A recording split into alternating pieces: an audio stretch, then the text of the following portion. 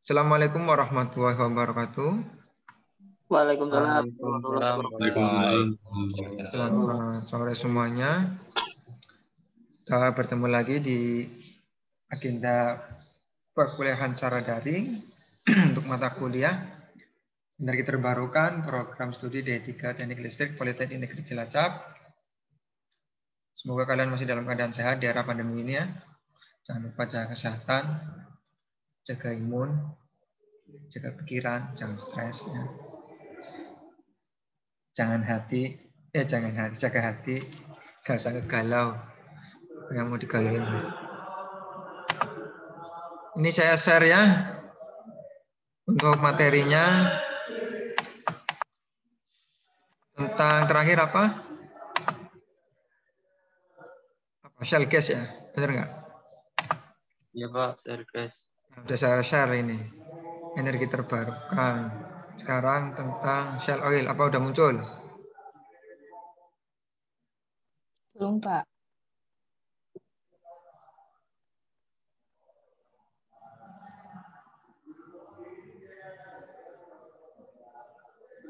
Munculnya udah belum?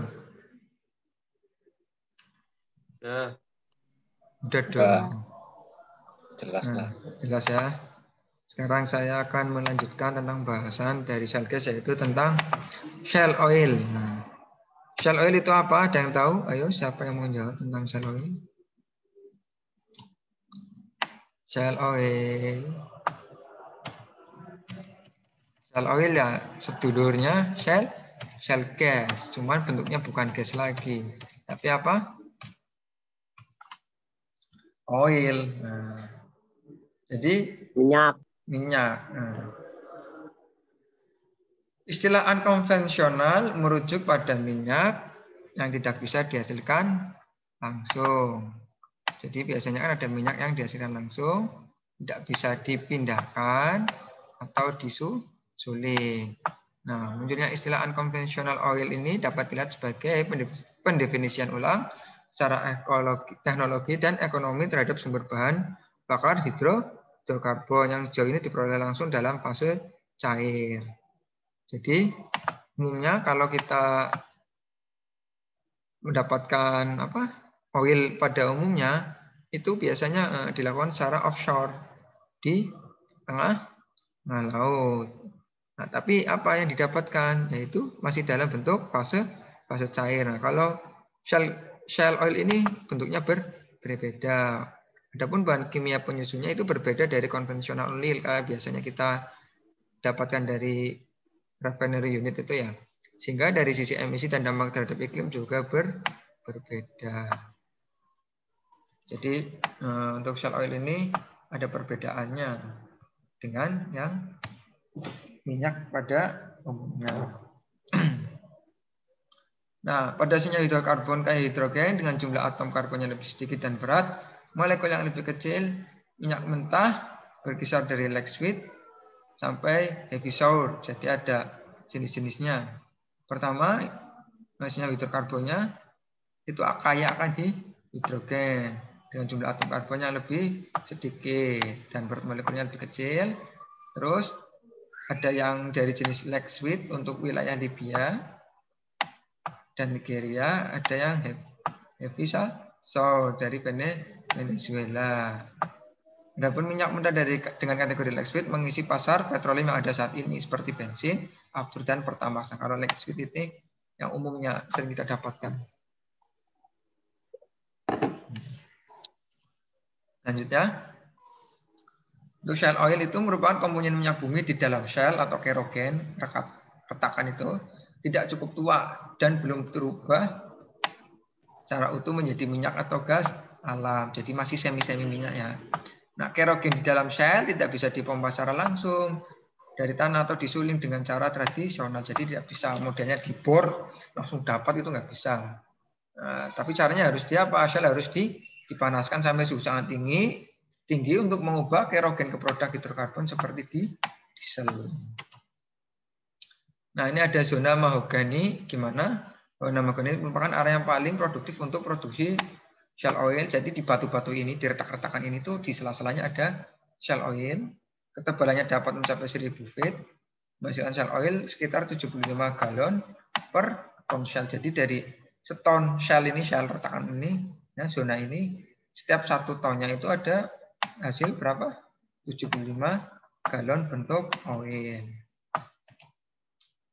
Nah, saat ini ada potensi deposito oil shell yang tersebar di seluruh dunia sekitar 10 triliun barel shell oil.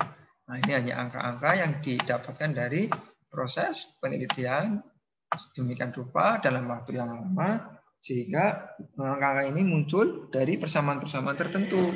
Pak, angka-angkanya boleh dipercaya atau tidak itu terserah kalian. Saya serahkan kembali kepada kalian. Karena untuk mendapatkan persamaan tersebut itu sudah melakukan apa? Proses kajian ilmiah. Jadi ya perlu kalian ketahui saja. Nah, ini wilayah merah termasuk negara yang memiliki deposit shell terbesar. Ada Rusia, disusul oleh Kanada, USA, Brasil, Cina, dan Australia. Kalau kita kan kebanyakan bentuknya bukan oil shell ya, tapi apa? Minyak langsung. Nah, ini kalau top 10 shell oil depositnya paling tinggi ternyata Cina. Nomor terendah paling kecil dan paling tinggi ternyata Amerika Serikat. Nah, Pak, angka-angka ini apakah berdasarkan luasnya? Belum tentu. Angka-angka ini berdasarkan apa? Potensi untuk mendapatkannya. Jadi yang berpengaruh itu apa? Teknologinya. Nah, teknologinya. Kalau di Amerika kan teknologinya udah maju sehingga mampu untuk memperoleh deposit sampai sejauh ini yaitu berapa? 6.000 miliar barel. Adapun proses produksi shell oil, pertama milling and mining ini penambangan, terus di crusher, crush, diremuk. Kemudian dipanaskan kayak minyak biasa, terus ke pemurninya. Jadi ekstraksi minyak dari shell meliputi proses konversi kerogen menjadi shell oil. Kerogen aman melewati pirolisis. Nah, nanti kamu tahu apa itu proses pirolisis, cari apa itu pirolisis, nanti di YouTube banyak, di gambar Google juga banyak dibaca untuk tugas ya. Apa itu pirolisis? Terus ada prosesnya digambar. Ya, proses itu kayak apa? Prosesnya digambar seperti biasa. Apa itu hidrogenasi atau pelarutan termal? Nanti dicari ya, ada gambarnya, digambar ya, tugas. Kemudian hasilnya bisa disuling dan diproses lagi dengan hidrogenasi dan penghilangan sulfur. Sulfur itu apa? Komponen sulfat, asam sulfat yang bentuknya tidak bisa digunakan sebagai bahan bakar. Nah, pada proses produksi shell oil ada 2 proses, yaitu ex situ atau di permukaan sama in situ. Nah, ex situ itu ada perbedaannya di sini nih. Kalau ex situ setelah shell melalui pertambangan itu ada dry distillation atau pemisahan dengan pengeringan. Nah, kalau in situ itu dengan proses pemanasan. Sisanya sama. Setelah itu di-upgrade kemudian penyulingan. Ini dicari ya proses ex situ sama in situ kayak apa di gambarnya. Ada di Google gambar, cari atau di YouTube. Proses ex situ maupun in situ pada proses shell oil kalian gambar lagi untuk tugas. Sampai sini jelas ya, paham? Nah, adapun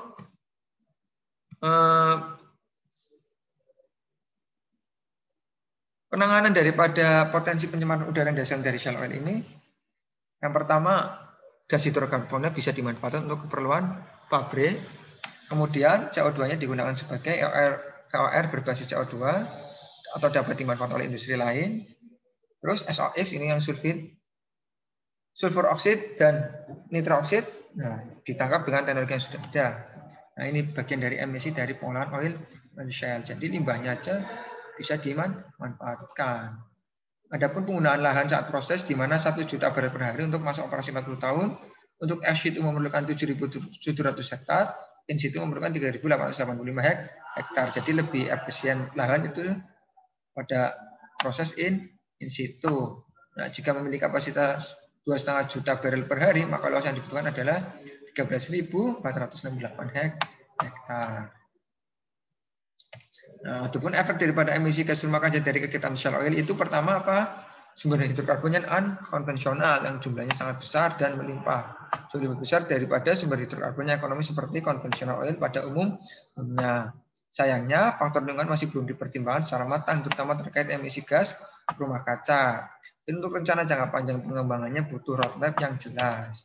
Nah, sampai sini jelas ya. Untuk penjelasan tentang Shell Oil, ada pertanyaan?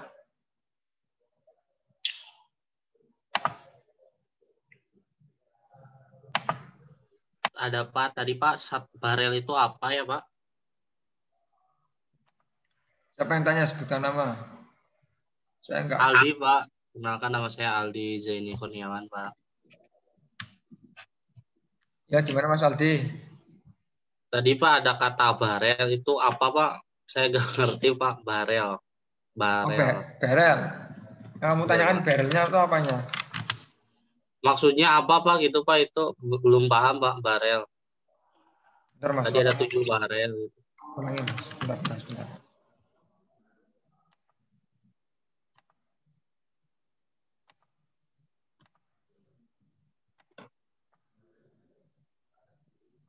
Oke, pertanyaan gimana?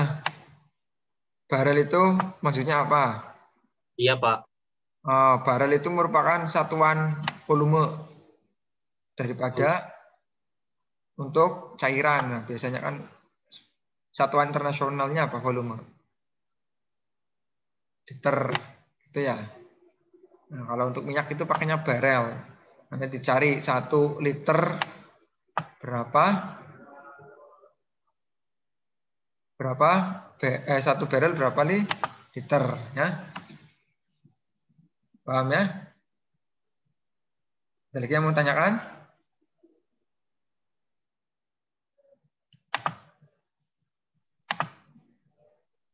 Ayo, siapa yang mau tanya lagi? Ini agak lemah.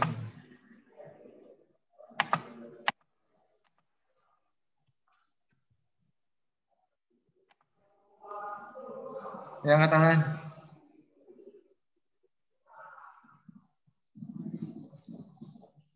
Oh ya, saya umumkan untuk kelas energi baru terbarukan ya. Ini semuanya dengar ya suara saya ya?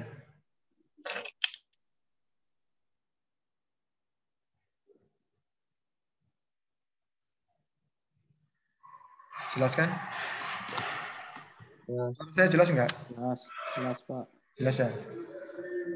Barangkali ada yang mau ikut gabung untuk mempelajari lebih dalam, lebih jelas tentang energi baru terbarukan, nanti bisa hubungi ingat kalian si Bintang atau si Eko Wiwin atau si Danu. Ya, nanti kalian bisa mempelajari tentang aplikasi daripada energi baru terbarukan, karena nanti nyambungnya dari mata kuliah ini ke sistem pembangkit tenaga listrik, jadi bisa nyambung. Kalian tahu. Jelas ya? Jelas tidak? Jelas. Pada nggak semangat apa habis pada ngelem ya ini ya?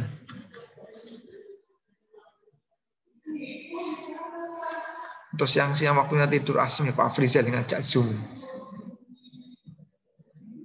Ada mau tanyakan lagi enggak? Ini 23. Pak, izin bertanya Pak. Pak, izin bertanya. Ya, sebutan nama siapa? Nama saya Rian Erlangga Pak. Oke. Saya ingin menanyakan Pak, kenapa di Indonesia tidak memiliki Shell Oil Pak? Padahal kan kita kaya akan minyak Pak gitu Pak. Oh, terima kasih. Pertanyaan sangat bagus. Untuk saat ini negara kita itu dilebihkan sama Tuhan itu bukan dari Shell Oil-nya. Nah, kalaupun ada, ya saat ini belum ada eksplorasinya. Jadi kalaupun ada, potensinya sangat kecil sekali.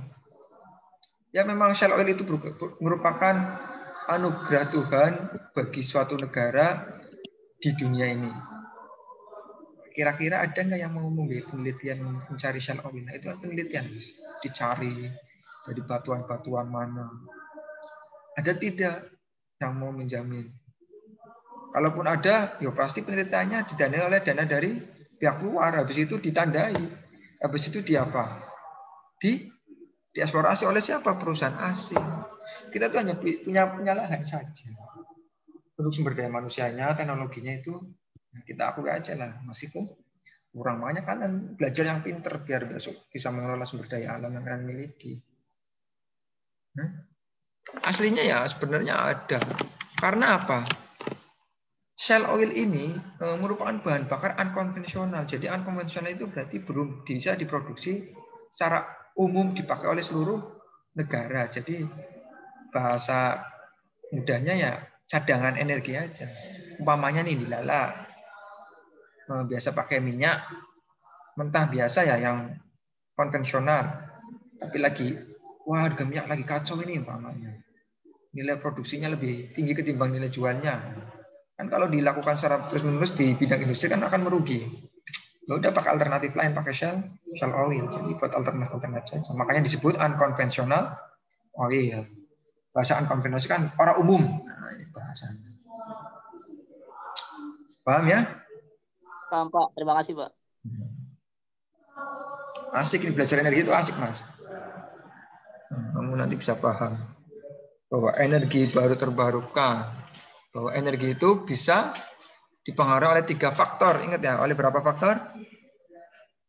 3. Yang pertama, karena ketersediaan raw material. Raw material itu apa?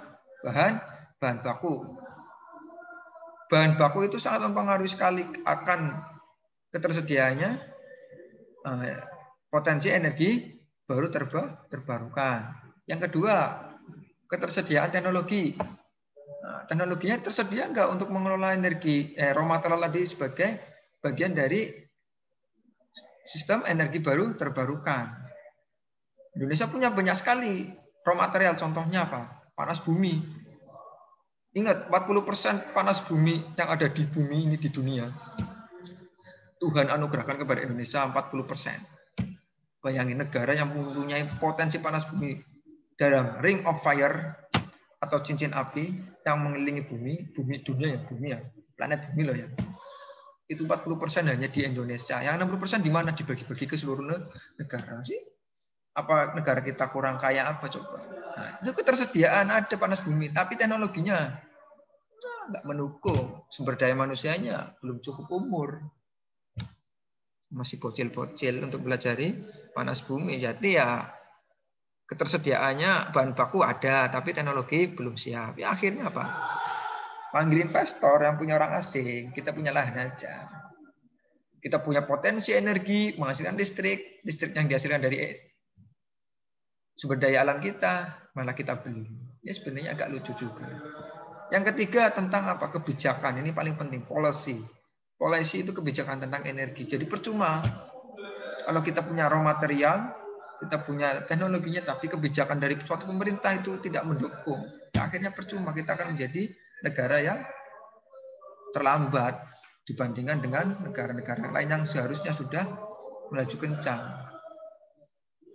Sekarang itu untuk ilmu pengetahuan itu sudah merata ya, Mas. Oke, Amerika belajar tentang panel surya. Di sini belajar panel surya sama. Di Cilacap belajar panel surya. Amerika ngembangin tentang potensi angin untuk pembangkit listrik. Di Cilacap juga ngembangin angin untuk pembangkit listrik. Sama-sama belajarnya. Kecuali nuklir ya. Nuklir hanya sebatas teori. Karena kita belum mampu untuk mengubah sumber daya nuklir itu sebagai pembangkit listrik. Kalaupun sudah ada pembangkit di reaktor yang ada di Indonesia itu hanya untuk pembuatan radioaktif isotop rendah. Gitu ya, paham ya? Ya barangkali ada yang mau bergabung, ingin belajar energi terbarukan untuk aplikasinya, yang nyambungnya nanti di sistem pembangkit listrik bisa menghubungi pelatihan kalian yang tadi sudah saya sebutkan ya. Ada lagi yang mau ditanyakan? Mau tanya, Pak. Apa? Sebutkan namanya siapa? Nama Muhammad Rizky. Ya, gimana Mas? Shell oil kalau dibandingkan dengan minyak bumi konvensional itu kelebihan kekurangannya apa ya, Pak? Kenapa lebih banyaknya makainya minyak bumi? Oke, makasih, Pak. Ulangi Mas, tadi suaramu terputus. Gimana? Shell oil? Kekurangan dan kelebihan shell oil dibanding Oke. minyak bumi. Kekurangannya. Shell oil itu yang pasti sama-sama merusak ekosistem lingkungan. Sama seperti shell gas. Jadi ketika eksplorasi, ya wilayah eksplorasinya, sedulur-sedulurnya juga ikut terdampak. Yang kedua, penggunaan lahan yang sangat luas. Tadi kan udah disebutkan lahannya kan kebutuhannya luas sekali kan, ribuan hektar. Ribuan hektar dibandingkan dengan minyak bumi berapa sampai ribuan hektar. Itu Pertamina RU4 contohnya. Itu khusus pemurniannya saja. Tapi untuk eksplorasinya kan bisa di tengah laut atau offshore. Nah, kalau shell oil itu luas sekali sampai ribuan hektar. Coba kalian kalau kena gusuran ribuan hektar terus dapat uang miliaran seperti yang di Tuban untuk kamu beli mobil dok. Nah, nanti kamu punya mobil tapi nggak punya lahan. Mau tidur di mana? Bingung kan? Tuh ada yang tanya.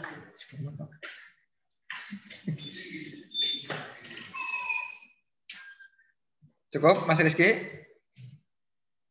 Cukup Pak, makasih Pak. Ya kelebihannya ya lebih zero emisi dari shell oil, emisinya lebih kecil. Bahkan dari teknologi yang tersedia itu untuk shell oil itu malah lebih sedikit emisinya dibandingkan dengan oil konvensional. Ayo yang mau tanya, itu ceweknya cuma satu aja sekelas ya? Devi Oka saja ya? 2 Pak. Satunya siapa? Laura. Oh ya Laura, ini Laura hadir. Laura. Oh Laura. Oh ya ada Laura. Halo Laura. Halo Pak. Kenapa? Tadi mau ditanyakan? Iya, halo Pak. Oh iya. Ini kamu nggak ada videonya. Kira lagi di mana?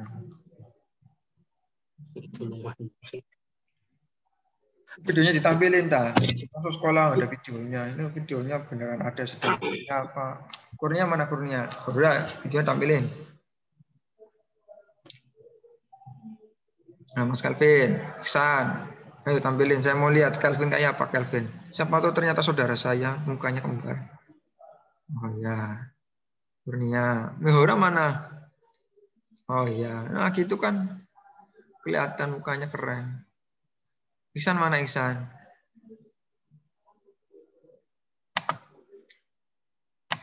Oh, mantap. Lagi balapan Mas.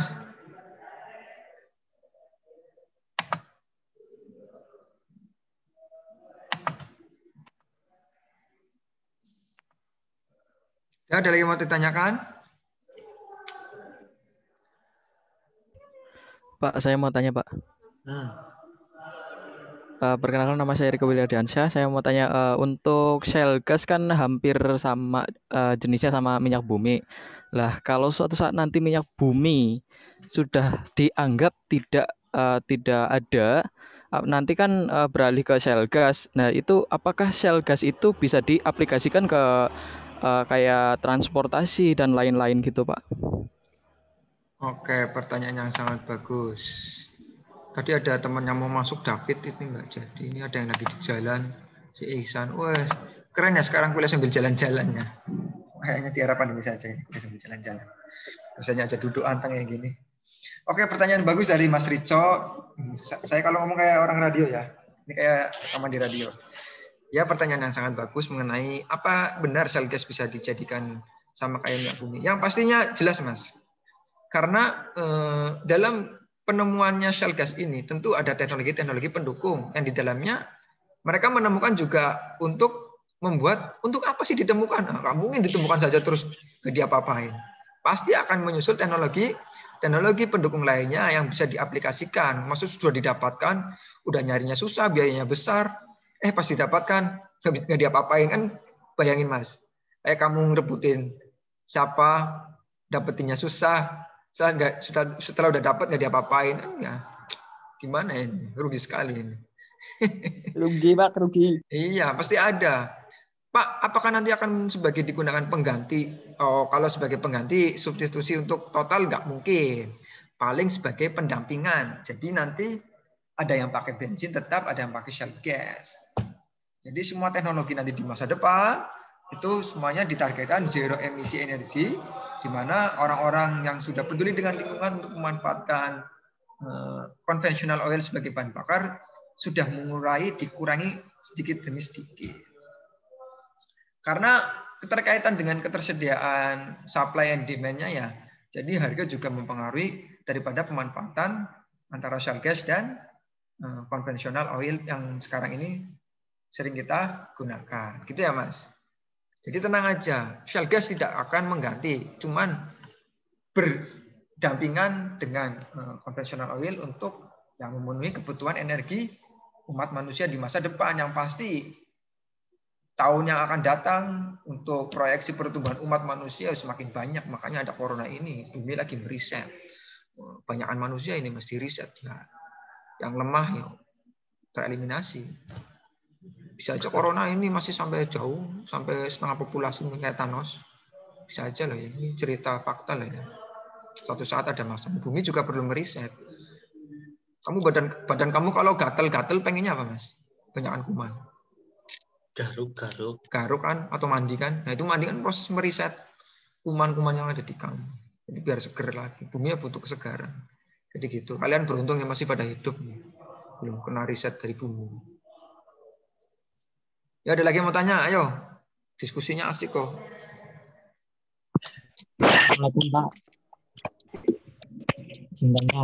Siapa namanya? Habib. Ya, gimana Mas Dermawan?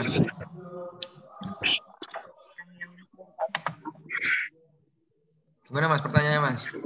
Pelan-pelan Mas, suaranya gemeresek. Kan kemarin itu ada yang metode SILEK itu kan. SILEK itu pokoknya gini Pak, apa? Separasi of isotop. Isotop itu apa sih Pak? Isotop apa? Ayo. Isotop, isobar, isoponan. Tarik tanya di Google. Kalau yang pernah kuliah masuk kimia, kelas kimia yang IPA ya. Ada isotop, isobar, satunya saya juga agak lupa. Nah, isobar itu apa? Isotop itu apa? Nilai elektronnya lebih besar atau nilai apa? Satunya elektron, neutron atau yang positif. Nah, kamu cari di Google ya. Isotop itu apa? Yang pasti nilai apanya lebih besar, apakah nilai elektronnya atau nilai masanya ketimbang nilai. Nah, itu. Pernah belajar kimia, Mas? Mas Habib? Belum pernah, Pak. Nah, belum pernah. Nanti buka di Google ya. Perbedaan isotop, isobar. Dan salah satunya apa? Saya agak lupa. Ada yang tahu ya? Isoton, Pak. Oh iya, isoton, benar kan? Betulan, isotop, isobar, isoton, benar. Terima kasih sudah membantu menjawab. Nah, nanti itu dicari. Gimana terus pertanyaannya? Ya, ini kimia. Kalau ini pertanyaan tentang kimia pangan.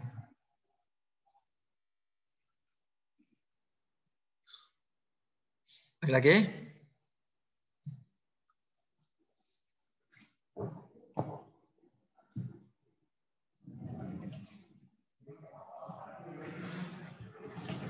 Kalau nggak ada, cukup.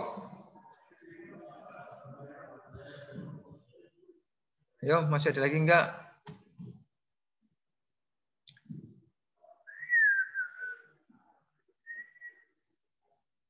Ketua, mana ketua? Hadir, Pak. Gimana, Mas? Anggotanya mau ada yang tanya lagi nggak? Coba.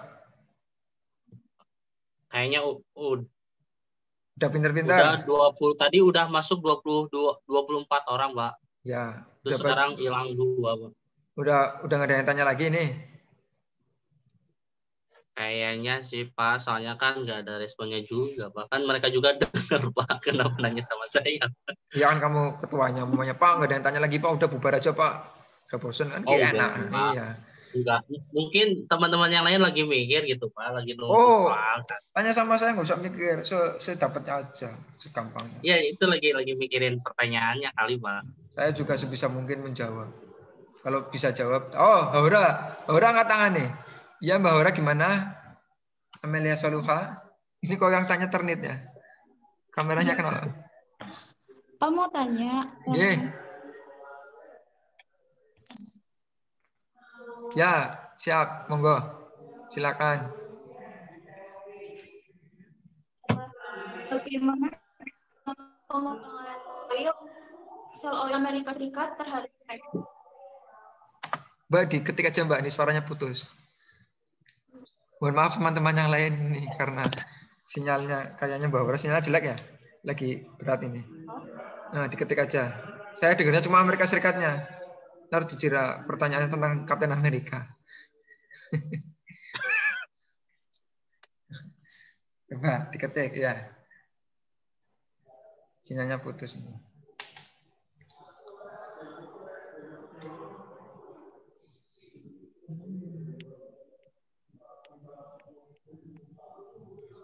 Bentar ya teman-teman, ini lagi nunggu tanyanya Mbak Haura.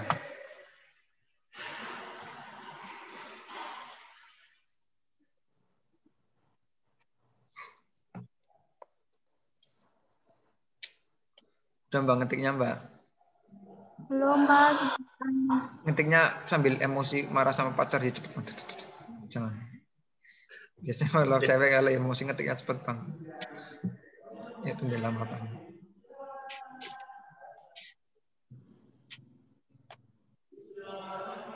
Udah bahasanya sebisanya kamu gimana tanyanya. Oke. Pak, bagaimana dampak pengembangan Shell Oil Amerika Serikat terhadap OPEC, Organisasi of Exporting Countries? Kamu singkatannya salah ini. P-nya apa?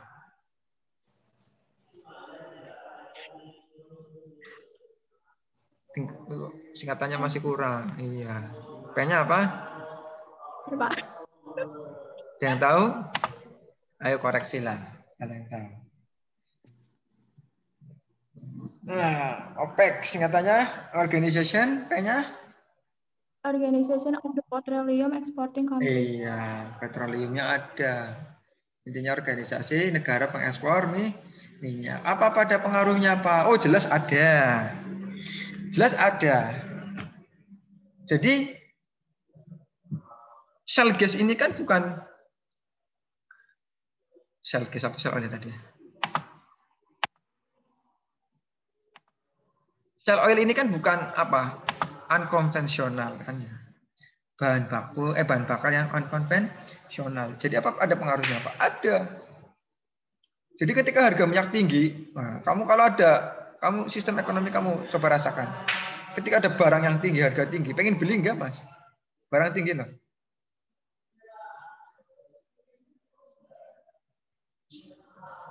Enggak kan? Nah, anggap aja kamu punya PDAM, biasa rebus air. Anggap aja itu shale oil nih. Contoh. Tapi kamu biasa minum air dari teman kamu. Nah, saat itu juga teman kamu si OPEC menaikkan harga. Kamu pasti mikir-mikir, malas beli mending saya minum sendiri. Nah, gitu. Nah, karena kamu pakai sendiri, pakai shale oil, nggak pakai minyak yang dari OPEC. Si OPEC mesti mikir, aduh kalau kita jualan harga tinggi nggak laku-laku, siapa yang mau beli nih minyak ini nih? Sedangkan suplainya terlalu banyak di pasaran. Kalau suplainya terlalu banyak nggak bisa disimpan, apa yang terjadi? Nah, minyaknya over supply terlalu banyak. Akhirnya mikir, ya udahlah tak kurangi harganya biar laku di pasar, turun lagi gitu loh. Jadi ada pengaruhnya, ada. Kalau nggak berpengaruh nanti orang-orang pengekspor minyak kemaki, terserah sendiri. Negaranya naikin harga naik semua. Nanti kayak negara-negara yang membutuhkan minyak dan sering impor, ya minus duit entek, Mas. Contohnya negara kita. Minyaknya banyak tapi yang tereksplorasi cuma sedikit. Yang gunain sudah lebih banyak lagi, makanya kita impor terus. Hidup kita negara pengimpor. Kita harus bangga. Hidup kita. Utangnya banyak, makanya kamu kalau ada utang pemerintah naik, sok-sokan marah-marah. Ini gimana di negara pemerintahan sekarang gimana utangnya banyak? Ya bisa aja di faktor dari impor. Namanya impor tahu kan? Beli barang luar. Belinya pakai apa? daun, itu Nyiro Kidul. Punya bayar pakai dolar. Dolarnya dari mana? Yo kita punya rupiah, rupiahnya kita tukar. Kita rupiahnya terbatas, ya utang dulu mas. Utang mas bro, gitu. Nanti kamu minta apa aku kasih kan gitu, gantian, namanya timbal balik. Oke ini saya kasih minyaknya, utangnya nambah, nambah. Kamu nggak tahu apa-apa misu-misu, sok-sokan. Pemerintah sekarang utangnya nambah, yuk kamu pada pakai pengimpor. Barang impor, HP impor, teknologi impor. Cuman satu yang nggak impor.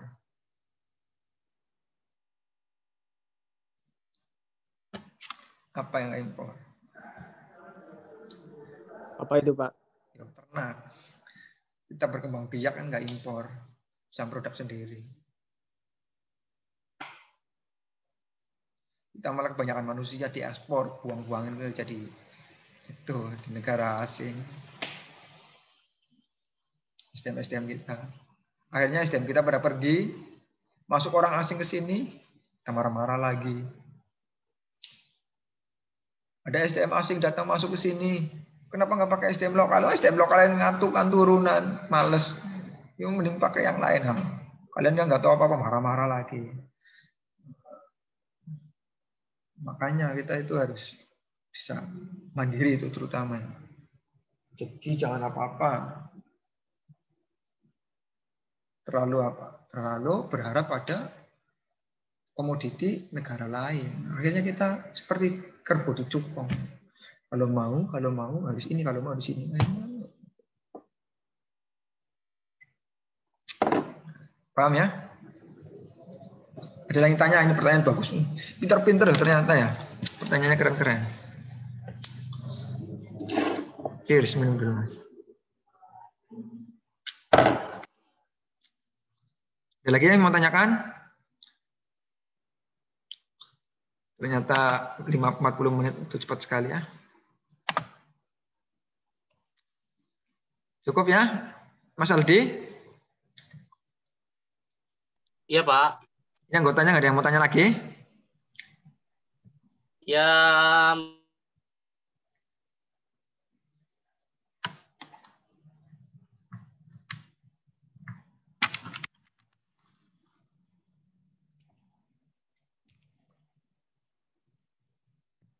Ayo, angkat tangan. Katanya dapat nilai loh ya. Dikira nggak dapat nilai. Dapat nilai, tenang aja. Ayo Muhammad Rizky, gimana Mas Muhammad Rizky? Tanya Pak, Oke. Buat ngambil shale oil itu kan kalau nggak salah pakai teknologi fracking ya atau horizontal drilling. Ya. Nah itu dibanding dengan yang konvensional itu bedanya apa dan ada dampak negatifnya nggak Pak kalau pakai kayak gitu? Yo ada banget. Yang konvensional itu cuma lurus aja. Lurus, truk sampai ke reservoir. Ini reservoir ini ceritanya waduk ya, minyak nih. Dalam berbumi ini ada waduknya reservoir. Kamu masukin pipa lurus, terus ketemu reservoir, sedot atas, naik sedot, enakannya sedotnya kan. Kayak seruput sedotan di es itu loh. Seruput. Nah, dapat nih. Kalau shale gas atau shale oil kan ada di celah-celah batuan, celah-celah batuannya. Yang namanya celah-celah kan nggak yang lurus, tapi yang celah-celah yang gini miring-miring.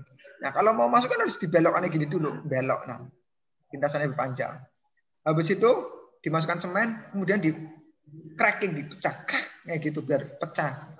Kalian makan isinya kerang itu loh, harus di crack kan ya.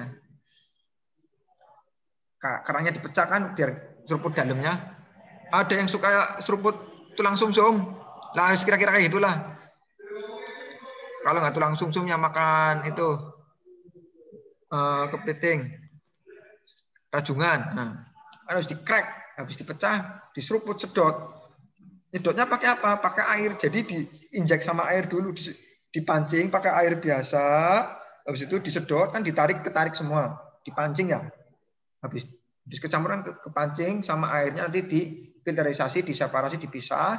Nah, efeknya apa? Negatifnya. Yang pasti air tanah semakin berkurang dan rusak, udah kecampur sama zat-zat kimia. Nah, kalau air tanah udah tercampur, lingkungan sekitar ekosistem yang memanfaatkan air tanah pakai yang bersih nggak ada lagi, Mas. Nggak mau. Udah terkontaminasi. kamu umpamanya minum air PDHM agak bau aja, komplain ya Mas. Ada aromanya nih, nggak enak nih, komplain. Loh, kok warnanya beda, komplain. Tuh, udah haus, bingung mau minum apa? Ada lagi. Ya kan? Ekosistemnya rusak. Ya. Makasih Pak.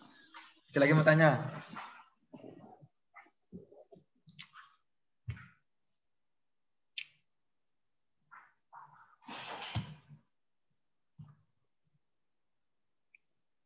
Mana angkat tangan?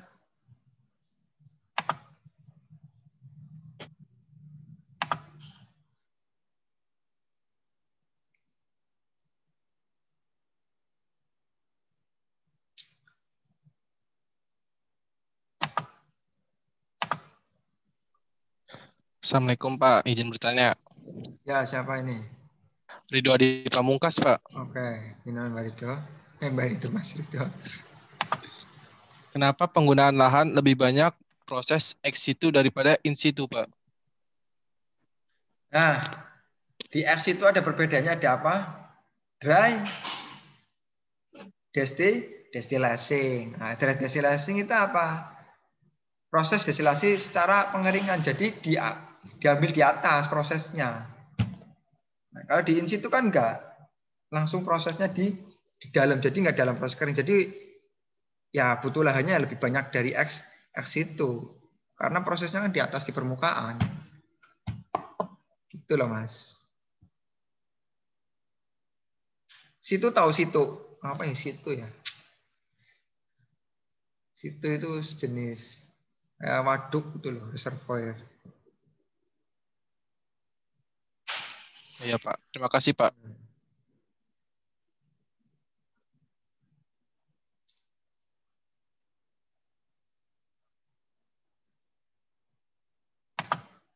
Ada lagi yang mau ditanyakan?